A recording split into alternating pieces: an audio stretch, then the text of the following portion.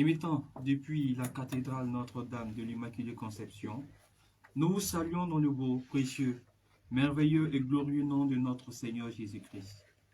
Nous sommes contents de vous retrouver ce soir pour votre émission radiophonique qui a lieu tous les troisièmes mercredis du mois, intitulée « Je n'ai point honte de l'Évangile, car il est source de salut pour quiconque croit », tirée de la lettre de Saint Paul, apôtre aux Romains, au chapitre 1er, le verset 16e.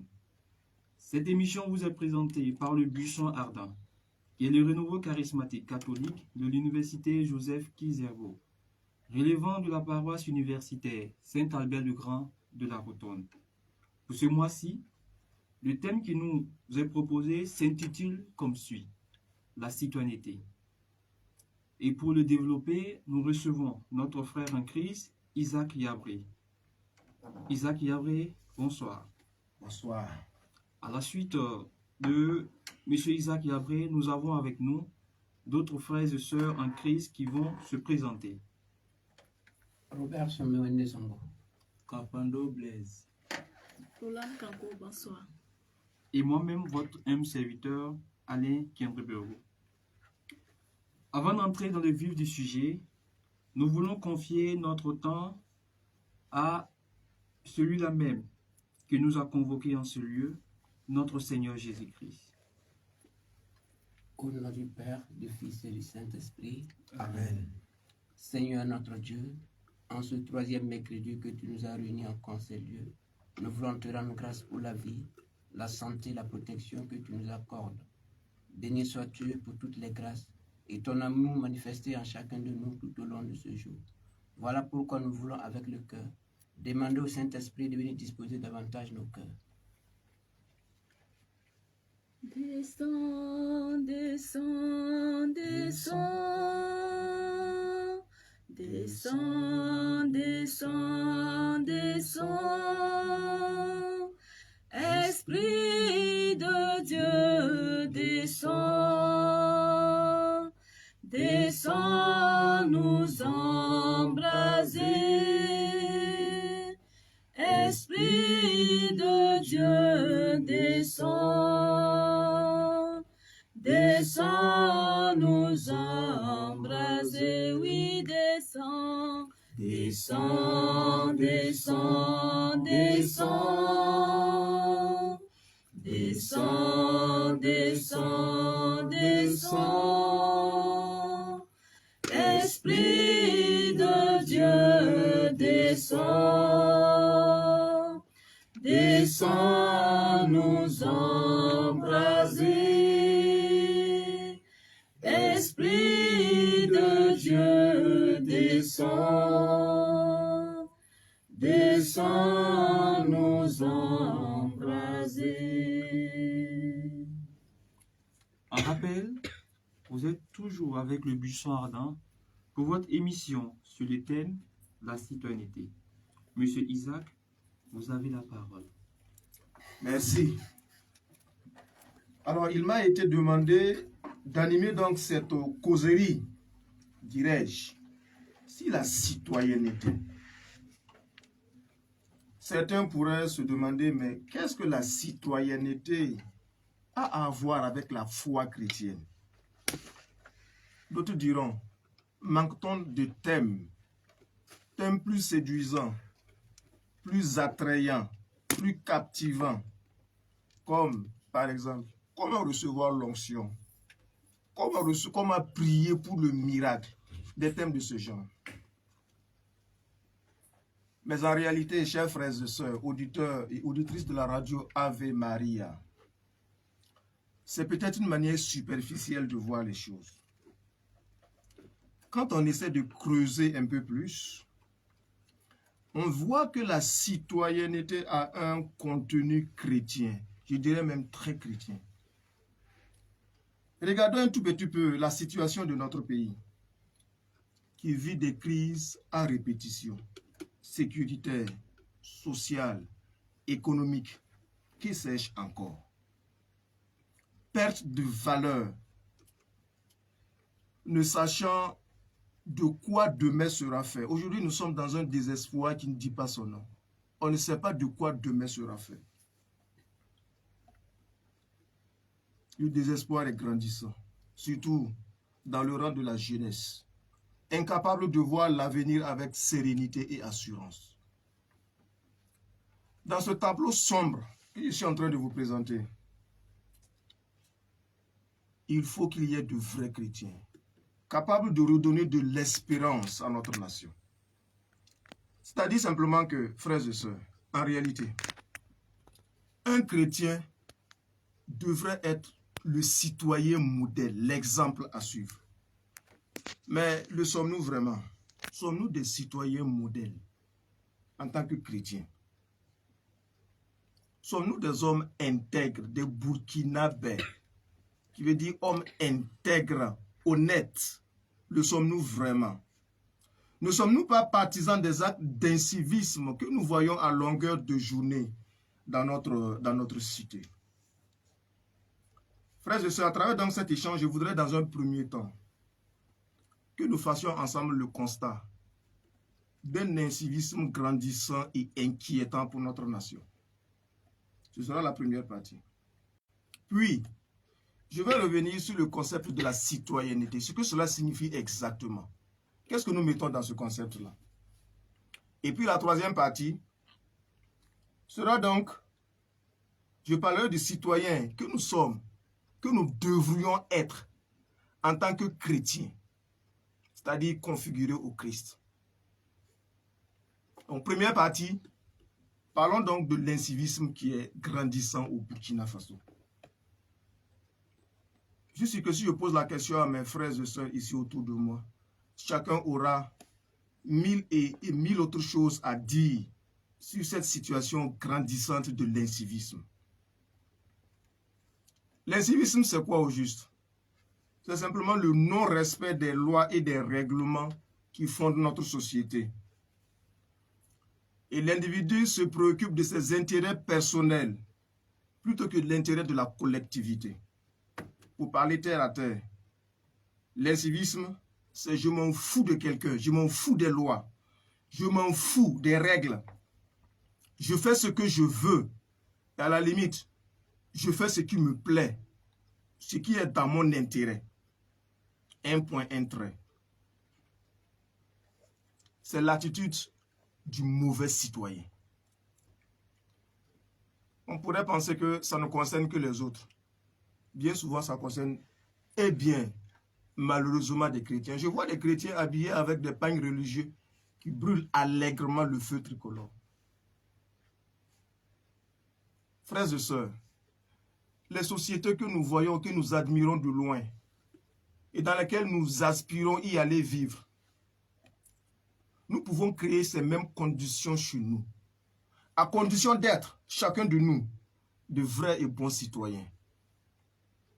Je vais juste évoquer quelques manifestations de l'incivisme. En passant, le manque de respect à l'autorité, manque de respect ou de non-respect des feux tricolores. On le voit tous les jours. Jusqu'à ce que, en plus du feu tricolore, un VADS, un policier, mais malgré cela, on brûle le feu allègrement. Et quand on se fait arrêter par le policier, on cherche même à l'accrocher. On ne veut même pas obtempérer. Des jeunes qui font des cascades sur la voie publique, mettant en jeu, en danger leur propre vie et celle des autres. Le désordre en circulation. Ce soir en venant, il y a un gros camion qui a bloqué toute la route. Impossible de circuler. Mais ils s'en foutent. Le manque de respect des élèves à l'égard des responsables ou de leurs professeurs. À l'université, on entend de derrière un étudiant qui dit à son professeur « Djoula ». Ça se fait au Burkina Faso. Un élève qui insulte son enseignant. Les critiques acerbes contre l'autorité. Il n'est pas interdit de critiquer ou de critiquer l'action publique. Mais il est inconvenant de passer la vie à la critique, qu'à faire des propositions capables de sortir notre Burkina Faso de la situation dans laquelle elle se trouve. le non-respect du bien commun. Dès qu'il y a une petite manifestation, on casse tout. Les biens publics sont saccagés lors des grèves. La pollution de l'environnement à outrance. Je fais ce que je veux. Je suis dans un quartier à Saba où tous les soirs, il y a des odeurs désagréables qui sont dégagées à travers le quartier. C'est tellement quelqu'un qui fait une activité non admise, mais qui ne se préoccupe pas de la santé des autres. Ce qui l'intéresse, c'est ce qu'il gagne à travers cette activité. Les discours de haine et de violence sur les réseaux sociaux. La corruption, devenue monnaie courante. Le manque de solidarité, c'est encore criard. C'est chacun pour soi. Que Dieu nous pousse, dit-on.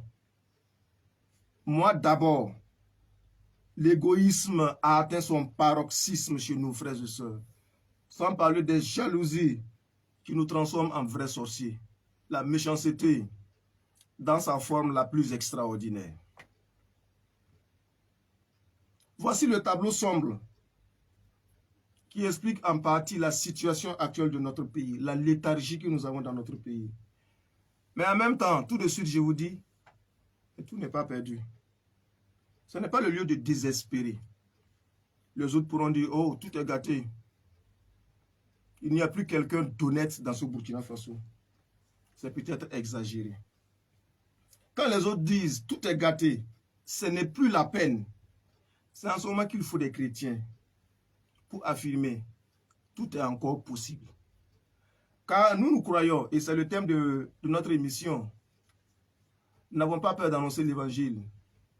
Parce que nous avons une espérance, c'est Jésus-Christ. Abordons donc la deuxième partie. Ce qu'est réellement la citoyenneté. Qu'est-ce qu'un citoyen? Que doit être un bon citoyen? Alors, la notion de citoyenneté a évolué au cours de l'histoire de l'humanité. Disons tout de suite que le mot citoyen vient du latin civis, qui veut dire habitant de la cité ou de la société. Dans les cités grecques à l'époque, cette notion était utilisée pour qualifier ceux qui participaient à la gestion de la cité. Et ce n'était pas tout le monde qui était censé participer à la gestion de la cité. C'était une minorité. Environ 10% des habitants de la société avaient le droit de citoyen et pouvaient donc participer aux grandes décisions qui sont prises au sujet de la cité. C'est ce qui se passait par exemple à Athènes, la cité grecque de Athènes, où c'est seulement 10%, comme je le disais tout à l'heure, des hommes et femmes libres qui étaient censés participer à la gestion de la cité.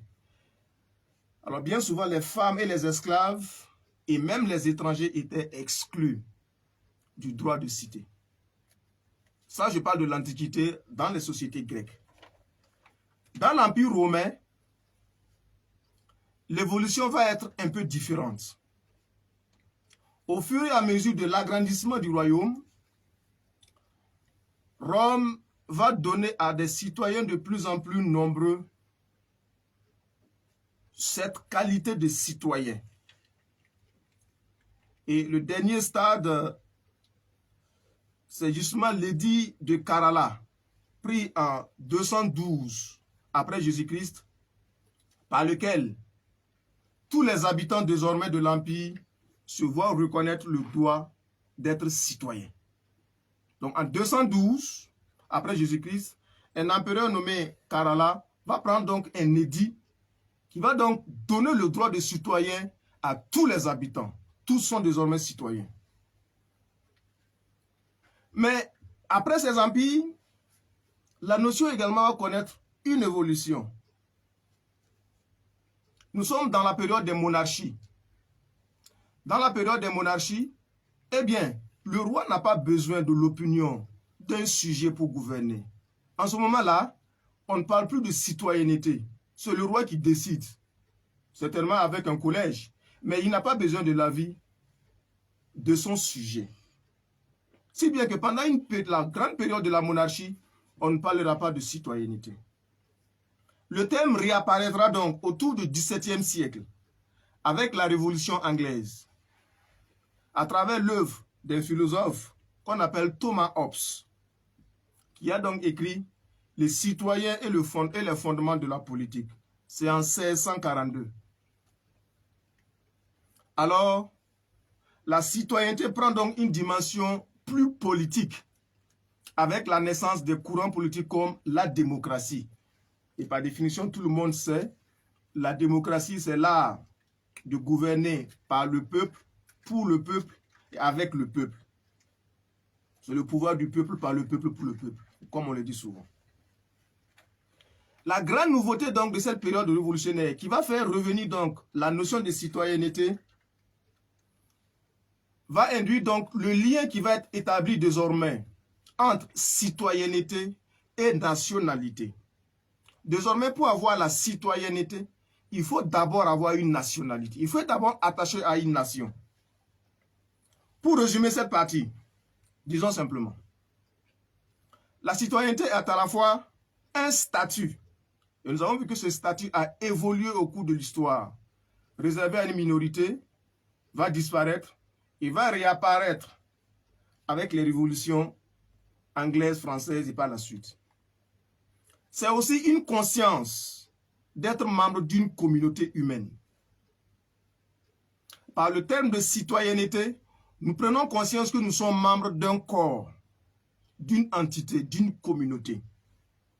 Seydou Badia disait, l'homme n'est rien sans les hommes. Il vient dans leurs mains, il repart dans leurs mains. Nous ne pouvons pas vivre de façon isolée. Perdus, seuls, dans la nature, ce n'est pas possible. Nous avons besoin des autres, de mon frère, de ma soeur, pour vivre en société. Il faut prendre conscience qu'en tant que citoyen, j'ai besoin des autres pour vivre ma vie en société. Enfin, être citoyen, c'est également poser des actions qui se manifestent essentiellement à travers trois valeurs principalement. La civilité. La civilité, c'est l'ensemble des règles d'assistance aux autres. L'ensemble des règles de savoir-vivre, s'il vous plaît. De politesse et de bienséance propre à une communauté. La capacité de respecter l'âge, par exemple, chez nous. On a du respect pour les aînés. C'est une bienséance burkinabé africaine en général. La solidarité, l'assistance aux autres, le partage, la générosité envers son prochain, le don de soi, qui sont des qualités que nous sommes en train de perdre aujourd'hui. Je ne suis pas suffisamment vieux, mais je voyais au village les gens se mettre ensemble pour aller cultiver le champ d'un du village. Aujourd'hui, à Ouagadougou, c'est chacun pour soi. Quand on sort, on prend sa moto, c'est chacun pour soi. Que Dieu nous pousse.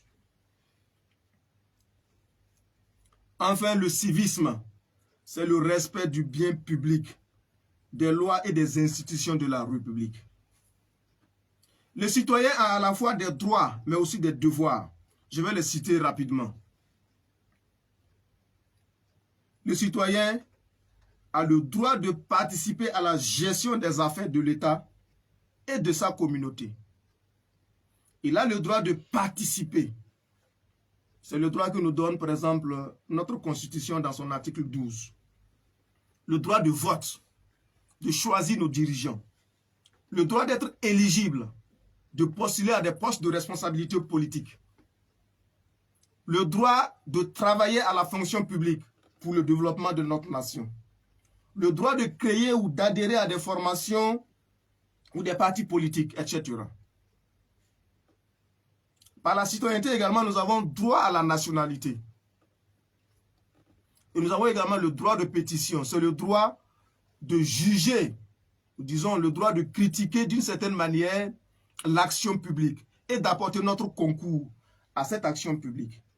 Mais aussi, la citoyenneté nous confère des devoirs. S'il y a des droits, il y a aussi en contrepartie des devoirs. Je les cite.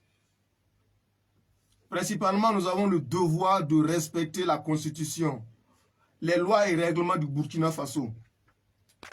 C'est le devoir de civisme. De respecter l'autorité de l'État, les symboles de l'État, de respecter les institutions de la République. Le devoir de respecter les droits des autres citoyens. Ma liberté s'arrête là où commence celle des autres, disait un philosophe. Le devoir de solidarité, d'assister toute personne en danger, de respecter les personnes âgées ou vulnérables. Le devoir de défendre ma patrie et l'intégrité territoriale de la nation, de s'acquitter du service national demandé par les autorités. Le devoir de respecter et de protéger le bien public. Il faut le répéter aujourd'hui.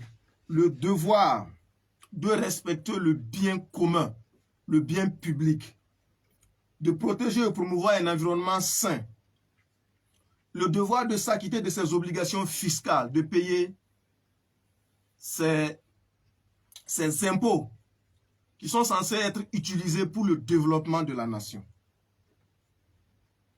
Voici donc ce qu'est la citoyenneté. Eh bien, avant d'aborder donc la troisième partie, nous allons faire une pause musicale. Nous allons demander que l'Esprit Saint vienne au secours de nos faiblesses, car nous devons être ces citoyens modèles, tels que je viens de vous présenter.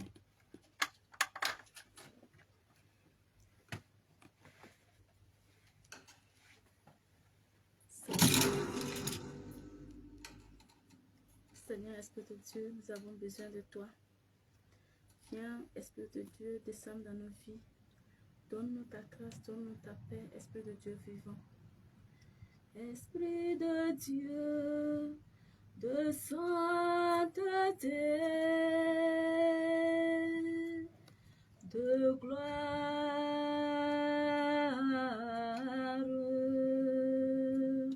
Esprit de Dieu, de sainteté, de gloire.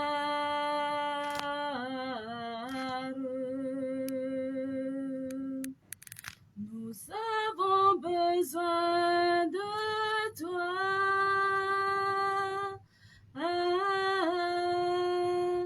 Esprit de Dieu. Nous avons besoin de toi,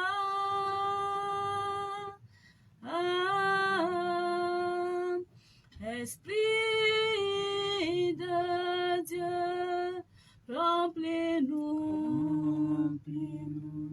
remplis-nous, remplis-nous, remplis ton peuple par ta puissance. Remplis-nous, remplis-nous, remplis-nous, remplis-nous, remplis ton peuple par ta puissance. Visite-nous, visite-nous, visite-nous, visite-nous, visite ton peuple par ta puissance. Nous avons besoin de toi,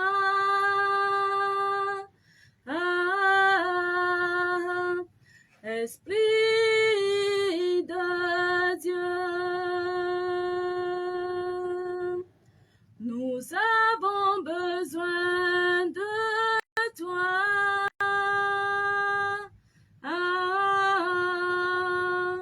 Esprit de Dieu. Visite-nous, visite-nous, visite-nous, visite-nous, visite ton peuple par ta puissance. Visite-nous, visite-nous, visite-nous, visite-nous, visite ton peuple par ta puissance. Remplis-nous, Remplis-nous, remplis-nous, remplis-nous, remplis ton peuple par ta puissance.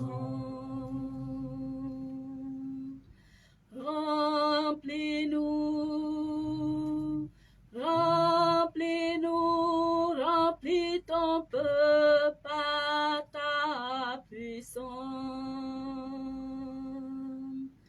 Nous avons besoin de toi. Ah, Esprit de Dieu. Nous avons besoin de toi. Ah, Esprit de Dieu, visite-nous, Visite-nous, visite-nous, visite-nous, visite ton peuple par ta puissance. visite-nous, Visite-nous, visite-nous, visite-nous, visite ton peuple par ta puissance. Merci, ma soeur. Eh bien, nous sommes de retour. Dans ces deux premières parties, je vous ai donc présenté le tableau de l'incivisme grandissant dans notre pays. Et vous faites le constat avec moi. Puis, je vous ai présenté ce qu'est la citoyenneté, ce que doit être un citoyen. Maintenant, que dit la parole de Dieu et l'enseignement de l'Église au sujet donc de la citoyenneté appliquée aux chrétiens? Frères et sœurs, dans ce Burkina que nous venons de dépeindre sur le plan de l'incivisme, il est aujourd'hui plus que nécessaire que les chrétiens se lèvent. Qu'ils se lèvent, le chrétien citoyen, afin de changer la face de notre nation. S'il vous plaît, écoutons la parole de Dieu tirée de Matthieu le chapitre 5e, les versets 13 à 16. Si tu as ta Bible à côté, ouvre-la et écoute la parole de Dieu avec nous. Vous êtes le sel de la terre, mais si le sel vient à s'affadir, à quoi le saleront-on? Il n'est plus bon à rien qu'à le jeter dehors et fouler aux pieds par les gens. Vous êtes la lumière du monde. Une ville ne peut se cacher qui est sise au sommet d'un mont. Et l'on n'allume pas une lampe pour la mettre sous le boisseau, mais bien sur le lampadaire où elle brille pour tous ceux qui sont dans la maison. Ainsi, votre lumière doit-elle briller devant les hommes, afin qu'ils voient vos bonnes œuvres et glorifient votre Père qui est dans les cieux. Parole du Seigneur. Nous rendons grâce à Dieu. C'est le Seigneur Jésus-Christ lui-même qui nous parle. Vous êtes le sel de la terre. Vous êtes la lumière du monde. Ce n'est pas un souhait. C'est une affirmation de Jésus-Christ. Tu es, en tant que chrétien, tu es sel de la terre. Pour donner, nous connaissons tous le rôle du sel. Pour donner du goût, mais également pour conserver. Vous savez qu'à l'époque, on n'avait pas de réfrigérateur. Pour conserver les aliments, il fallait les envelopper dans du sel pour les conserver. Vous êtes la lumière du monde. Jésus n'a pas dit, je souhaiterais que tu sois la lumière du monde. Il dit, tu es la lumière du monde. Et il ne s'agit pas d'un souhait, d'un vœu pieux de Jésus-Christ. Mais c'est une affirmation fondamentale. Le chrétien est sel de la terre, il est lumière de la cité. Lumière du monde. Et c'est Jésus-Christ lui-même qui nous l'affirme. C'est-à-dire que nous, mais je voudrais quand même nous poser la question, comment nous pouvons être lumière, nous, citoyens ou chrétiens simples, là, pouvons être lumière du monde. Mais c'est parce que souvent, nous ignorons notre véritable identité en tant que chrétiens, frères et sœurs.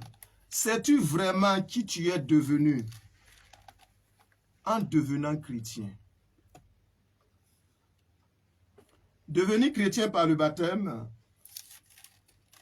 Paul dit que nous sommes configurés au Christ. Il est dit ainsi dans Éphésiens, le chapitre 3, le verset 17.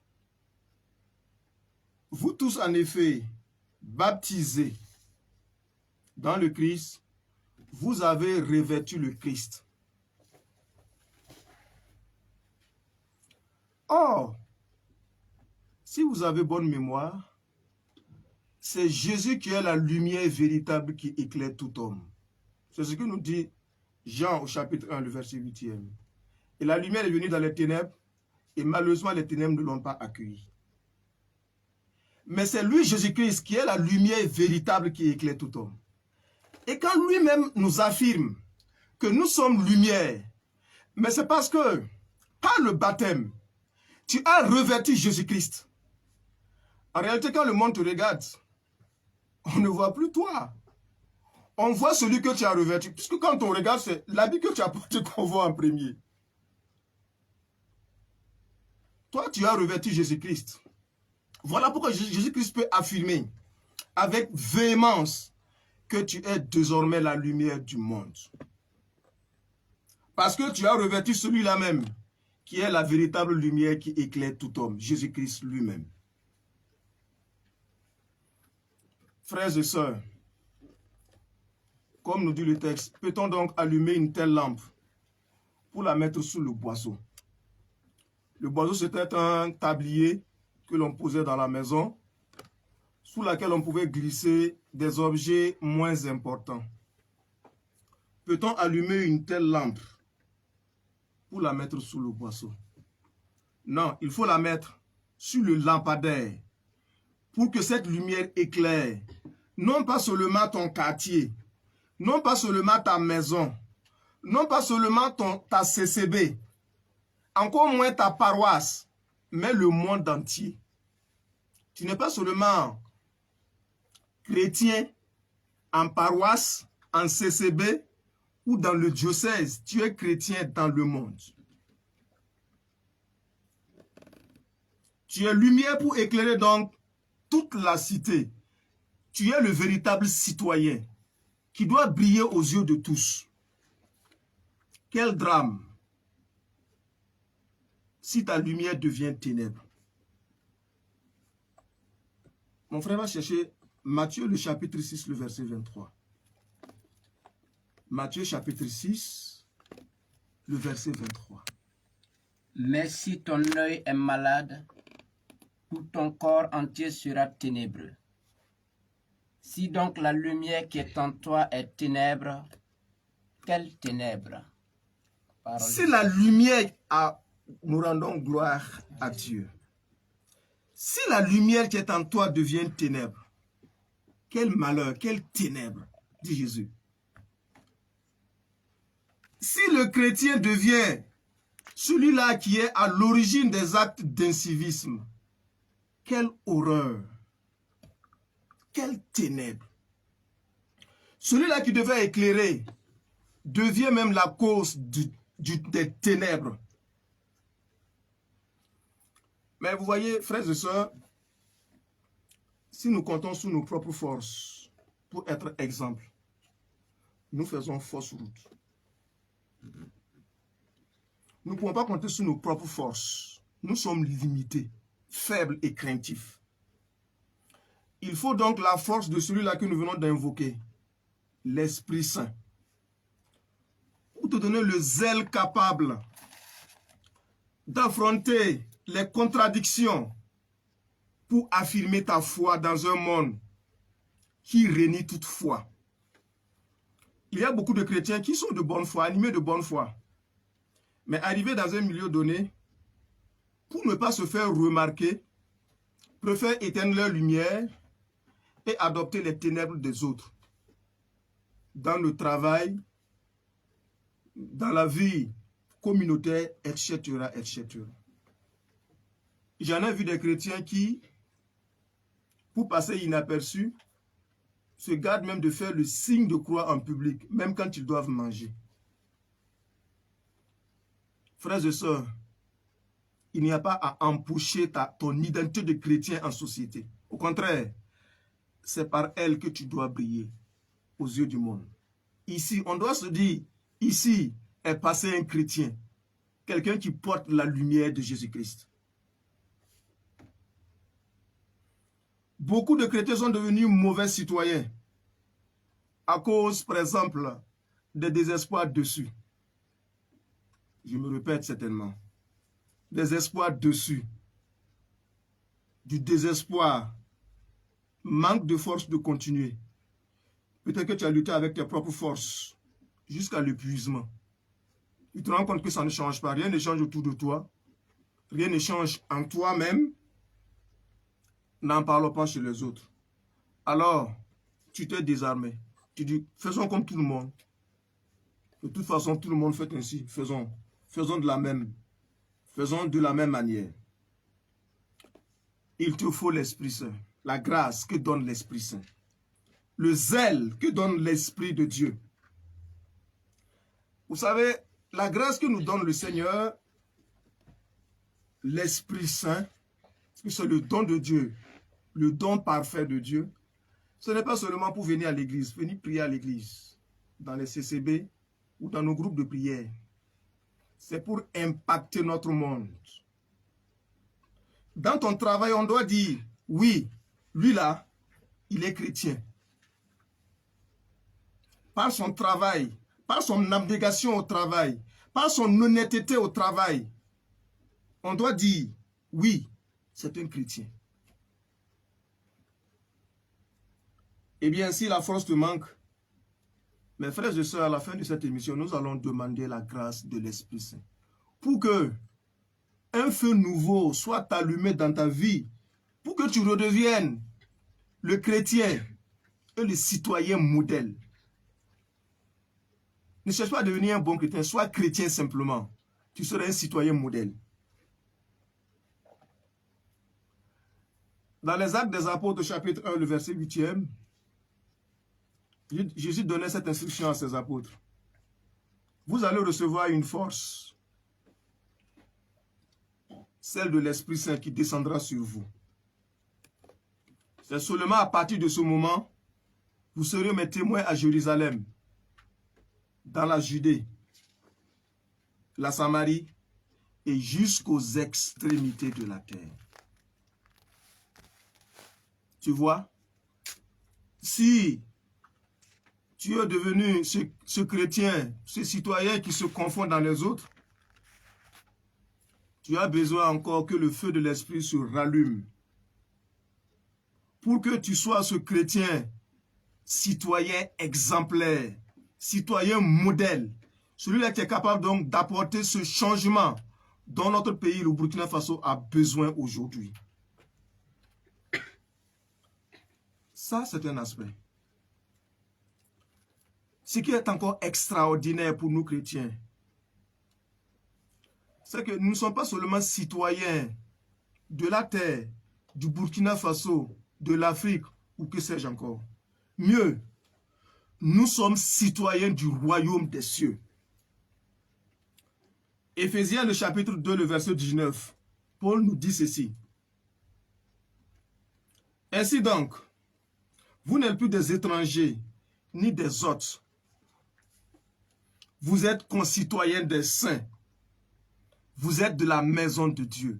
Quel privilège, frères et sœurs. Pour que le citoyen du ciel vienne se confondre avec les citoyens de la terre, ne soit pas modèle exemplaire, que l'on puisse présenter de loin. Oui, lui là, au-delà d'être citoyen de la terre, il se sait citoyen du royaume des cieux. Joyette. L'épître aux Joyette, ce sont les épîtres des premiers siècles de notre foi chrétienne. Écrivait ceci. Dans l'épître à Joyette, il disait: les chrétiens sont dans la chair, mais ne vivent pas selon la chair. Ils passent leur vie sur la terre, mais sont citoyens du ciel. Parce que tu sais que tu es citoyen du ciel, tu ne peux pas vivre comme tout le monde. Tu ne peux pas faire comme tout le monde. Tu dois te distinguer en tant que chrétien et en tant que citoyen exemplaire de notre nation. Maintenant, le temps nous échappe. Voyons rapidement ce que tu dois être concrètement en tant que chrétien citoyen modèle. En tant que citoyen et chrétien, nous sommes invités à aimer notre pays. Aimes-tu ton pays? Beaucoup cherchent à le fuir en pensant que l'Eldorado se trouve ailleurs. Dans le texte de l'Évangile, je crois qu'il y a 2 jours, les Juifs sont allés voir Jésus pour lui demander un service. Un centurion, un étranger, avait son serviteur qui était malade. Et il voulait l'intervention de Jésus auprès donc de son serviteur. C'est dans Luc le chapitre 7, non pas le texte, il est long, les versets 1 à 5. Arrivé auprès de Jésus, voici ce qu'ils disent à Jésus pour le convaincre d'aller guérir l'enfant du centurion. Il aime notre nation et il a contribué à construire la synagogue. Alors, dès qu'ils ont dit ça, ils ont désarmé Jésus. Alors, vous savez, Jésus avait dit: je ne suis venu que pour les brebis perdues de la maison d'Israël. Mais comme ce monsieur, cet étranger-là, aime sa nation, Jésus a pris la route pour aller guérir son serviteur. Et dans la suite de l'évangile, vous verrez qu'il avait une foi extraordinaire qui va même occasionner la guérison sans que Jésus ne soit arrivé à la maison. Il a dit à Jésus: dis seulement un mot de loin. Moi, je suis centurion, je suis militaire et j'ai des subalternes. Je leur donne des ordres, ils exécutent. Toi, je sais que tu as une autorité supérieure. Dis seulement une parole et ce sera fait. Et c'est ce qui a été fait. Frères et sœurs, nous sommes donc invités à aimer notre nation. Et aimer la nation veut dire aimer ses concitoyens, aimer ses frères et sœurs qui sont autour de nous. Nul ne peut dire qu'il aime un pays de façon générale comme ça. Ça ne veut rien dire. Il faut aimer ceux avec qui on passe la vie. C'est ainsi que nous rejoignons dans notre Seigneur Jésus-Christ qui nous dit que le plus grand des commandements, c'est l'amour. Aimer Dieu. Et cela se traduit dans l'amour du prochain. Si vous dites que vous aimez Dieu en dormant à l'église, en fait, vous flattez vous-même. L'amour de Dieu se vérifie dans l'amour que vous avez pour vos frères et sœurs. Et parce qu'on aime son pays, nous devons être prêts à le défendre. C'est l'exemple que nous donne le peuple d'Israël. Tous les citoyens sont des guerriers, aptes à défendre leur terre. Nous pouvons dire cela dans Josué le chapitre 10, le verset 2e. Je vous cite. On fut terrifié par Gabaon. On fut terrifié, car Gabaon était une ville aussi grande que l'une des villes royales. Elle était plus grande que Haï. Et tous les citoyens étaient des guerriers pour défendre leur ville. Raison pour laquelle aujourd'hui, quand on demande des volontaires pour défendre la patrie, les chrétiens devaient être en première ligne. Et pas seulement pour tenir des kalachnikovs pour aller combattre. J'aime bien cette phrase du cardinal qui disait: notre kalachnikov, qui est extrêmement puissante, c'est d'abord la prière. Nous devons être en première ligne pour défendre cette nation. Rien que par notre prière, nous pouvons démolir toute la puissance de l'ennemi. Rien que si nous croyons que Jésus-Christ est encore capable, qu'il est vivant, qu'il est pour nous, pour notre nation. Troisièmement, le chrétien est invité à prendre une part active à la vie politique. J'entends beaucoup de chrétiens dire, c'est un domaine sale, beaucoup de mensonges, de coups bas.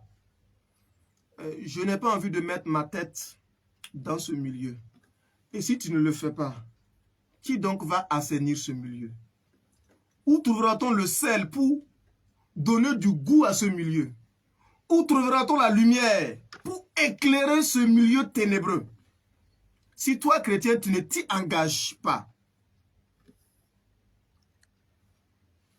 Le pape Paul VI disait, la politique, et c'est Laurent Bado qui aime le citer, la politique est la forme la plus élevée de la charité. Si vous voulez servir la multitude, il n'y a pas meilleur endroit que la politique.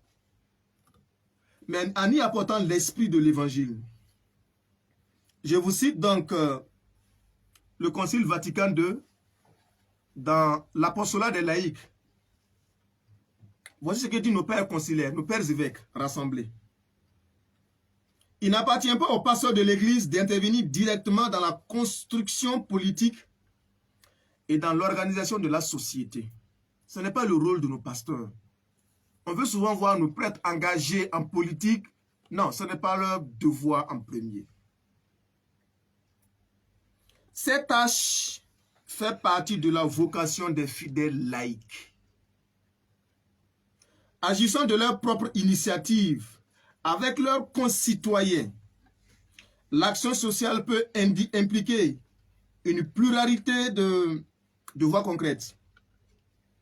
Elle sera toujours en vue du bien commun et conforme au message évangélique et à l'enseignement de l'Église. Il revient aux fidèles laïcs d'animer les réalités temporelles avec un zèle chrétien et de s'y conduire en artisan de justice et de paix. C'est l'apostolat des laïcs, le numéro 17. Le chrétien est également appelé à l'obéissance aux autorités. Mieux, à prier pour les autorités. Même si tu ne les as pas choisis, même si tu ne l'as pas voté. Ton devoir en tant que chrétien, c'est de prier pour l'autorité. À la fois politique, administrative, coutumière. Il n'y a pas longtemps, j'ai discuté avec un ami qui connaît des pressions au travail. La première question que je lui ai posée, est-ce que tu pries pour ton responsable? Celui qui est ton supérieur au boulot. Il dit, ça ne lui a jamais traversé l'esprit. Il dit, eh bien, tu devrais commencer à faire cela. Il faut prier pour l'autorité. C'est Saint Paul qui le demande. Dans Romains, le chapitre 13, les versets 1 à 2. Que chacun se soumette aux autorités en charge, car il n'y a point d'autorité qui ne vienne de Dieu. Et celles qui existent sont constituées par Dieu, si bien que celui qui résiste à l'autorité se rebelle contre l'ordre établi par Dieu. Et en effet, les magistrats ne sont pas à craindre quand on le fait bien, mais quand on le fait mal, veux-tu n'avoir à craindre à l'autorité? Fais le bien et tu en recevras des éloges. Parole du Seigneur. Nous rendons grâce à Dieu. Nous devons donc obéir à l'autorité, nous soumettre à l'autorité et mieux, prier pour l'autorité. Prier pour qu'ils aient la lumière nécessaire pour conduire les affaires publiques dans l'intérêt du grand nombre, dans l'intérêt de tous. On pourrait continuer, mais le temps nous fait défaut. Je vais conclure ici. Je vais conclure en vous citant encore le Concile Vatican II, dans sa lettre, l'apostolat des laïcs au numéro 7. Les pères évêques disent ceci, écoute très bien, ce sera la conclusion. Les laïcs doivent assumer comme leur tâche propre le renouvellement de l'ordre temporel. Le renouvellement de l'ordre temporel, c'est le renouvellement de la société, tel que nous la voyons. Frères et sœurs, c'est notre tâche à nous. Poussés par l'Esprit Saint, nous pouvons renouveler ce que nous avons dépeint au début, comme étant incivisme, comme étant léthargie, comme étant des espoirs dans notre pays, nous pouvons renouveler cela par la grâce que l'Esprit nous donne, à toi et à moi qui sommes chrétiens. Éclairés par la lumière de l'Évangile, conduits par l'Esprit de l'Église, entraînés par la charité chrétienne, ils doivent en ce domaine agir par eux-mêmes d'une manière bien déterminée. Il faut des gens déterminés, des gens courageux. Courageux sur tous les plans, je vous dis frères et sœurs. Membres de la cité, nous disent les évêques, ils ont à coopérer avec les autres citoyens, suivant leurs compétences particulières, en assumant les propres responsabilités et à chercher partout et en tout la justice du royaume de Dieu. L'ordre temporel est à renouveler de telle manière que, dans le respect de ses lois propres et en conformité avec elles, ils deviennent plus conformes aux principes supérieurs de la vie chrétienne et soient adaptés aux conditions diverses des lieux, des temps et des peuples, à la volonté du Créateur. Je n'ai pas le temps de commenter, mais nos pères évêques nous disent clairement que c'est à toi et à moi, chrétiens, de changer ce que nous voyons aujourd'hui de défaillant, d'anormal, d'incivisme dans notre nation. Et si tu veux le faire en te fondant sur tes propres forces, tu risques d'être découragé, tu risques d'être démobilisé, tu risques de démissionner. Et c'est la raison pour laquelle il y a beaucoup de chrétiens démissionnaires. Ils ne sont plus missionnaires parce qu'ils ont démissionné. Ils sont devenus démissionnaires. Mais ce soir, mes frères et moi, nous allons prier. Nous allons demander au Saint-Esprit de faire de toi à nouveau un missionnaire. Par la grâce de l'Esprit, tu vas encore porter le flambeau. Nous allons demander un chant à l'Esprit et chacun va prier. Toi également qui nous écoutes à travers les ondes de la radio Ave Maria, tu prieras avec nous pour que ce renouvellement soit une réalité pour toi et pour nous.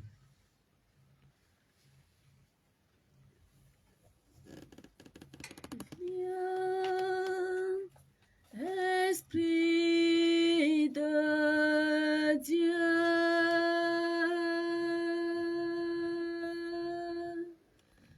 viens, Esprit de Dieu. C'est le moment. Nous avons besoin de toi. Oh, oui, viens. Oui, viens. Oui, Saint-Esprit, viens maintenant. Oui, Viens habiter nos cœurs. viens. C'est toi la force que Jésus-Christ nous a promise. Oui, viens. Et c'est lui qui peut nous rendre capables de sortir Oui, viens. et de présenter à la face du monde que nous sommes porteurs de la lumière de Jésus-Christ, Oh, oui, de la vérité viens. et de la charité. Oui, viens. S'il te plaît, Saint-Esprit, C'est ton moment. descends maintenant dans le cœur de mes frères et sœurs, Oui, de tous ceux qui nous écoutent au travers donc des ondes de la radio Ave Maria. Oui, Touche nos cœurs, viens. renouvelle-nous, remplis-nous jusqu'au bord. Oui, viens. Saint-Esprit, fais de nous S'il te plaît, des chrétiens renouvelés, oui, des citoyens viens. exemplaires et modèles, Esprit de Dieu, capables d'apporter le changement dont nous avons besoin aujourd'hui. S'il te plaît, Saint-Esprit. c'est ton moment. 12. Oui, 12. Ils viens. étaient 12 au début. Oui, Ils ont changé leur époque viens. jusqu'à aujourd'hui. Oui, Nous sommes plus que 12, viens. Seigneur, dans cette nation. Oh, oui, viens. Nous sommes des milliers, Saint-Esprit. Viens. Oui, Viens rallumer la flamme qui va viens. changer la destinée de cette nation. Esprit de Dieu. Qui va changer, Seigneur, Oui, viens. ce qu'est cette nation aujourd'hui pour que nous ayons une nation prospère. Oui, Où il fait bon vivre, envié de tous. Oui, Oui, cela est capable avec toi, Saint-Esprit. Oui, Ce n'est ni par la force, ni par les armes, viens, mais par la puissance de l'Esprit que Dieu nous donne. Viens, Merci pour ce que tu fais pour nous aujourd'hui, Saint-Esprit. Esprit Merci pour ce que tu fais de Dieu. dans la vie de tous les chrétiens. Merci pour ce que tu fais pour notre nation. Merci pour la paix que tu vas instaurer dans le cœur de chaque Burkinabé et pour notre nation. Sois béni, Saint-Esprit de Dieu. Nous avons besoin de toi. Sur ce thème qui nous a réunis, M. Isaac a développé le thème la citoyenneté sur 3 points. Premièrement, l'incivisme grandissant. Deuxièmement, la citoyenneté comme concept. Troisièmement, le modèle des citoyens parfaits. L'incivisme grandissant. L'incivisme qui a été défini comme l'attitude du mauvais citoyen au travers de la destruction des biens publics et le non-respect de l'autorité. La citoyenneté comme concept. La citoyenneté peut être définie comme un statut qui a connu plusieurs développements au cours de l'histoire, qui était d'abord pour une minorité, puis accordé à une majorité, qui tendait à disparaître et enfin qui a réapparu pour la majorité. Le modèle du citoyen parfait. Le chrétien qui est sel et lumière de la terre, et par le baptême, qui révèle Jésus-Christ qui est la véritable lumière, qui éclaire tout le monde. Étant lumière, le chrétien est appelé à éclairer les autres, au travers de ses actes, au travers de son comportement, qui peut amener les autres à entrer dans la lumière. Chose qui n'est pas facile. Voilà pourquoi le chrétien doit compter sur la grâce de l'Esprit de Dieu, sur le Saint-Esprit qui conduit le chrétien dans la vérité et dans la lumière. Fidèles auditeurs, auditrices de la radio Ave Maria, avant de prendre congé de vous, nous vous informons que le Buisson a dans votre groupe de prière tient ses louanges hebdomadaires tous les vendredis de 20h à 22h au sein de l'université Joseph Kizabo sur le terrain de karaté du Sénou. Par ailleurs, nous vous informons que durant ce mois de septembre, jusqu'au 1er octobre, autant pour moi, un temps de prière dénommé Top Vacances Prière est organisé au sein de l'université sur le terrain du karaté du Sénou. Les vendredis, samedis et dimanches de 18h30 à 22h et nous vous invitons à vous joindre à nous très prochainement. Pour ceux qui désirent prendre attache avec le groupe, vous pouvez appeler les numéros suivants 55 49 82 21, 55 49 82 21 ou sur le site web www.rccuo.org. En attendant de nous retrouver prochainement, portez-vous bien et que la grâce de Dieu demeure sur vous. Amen.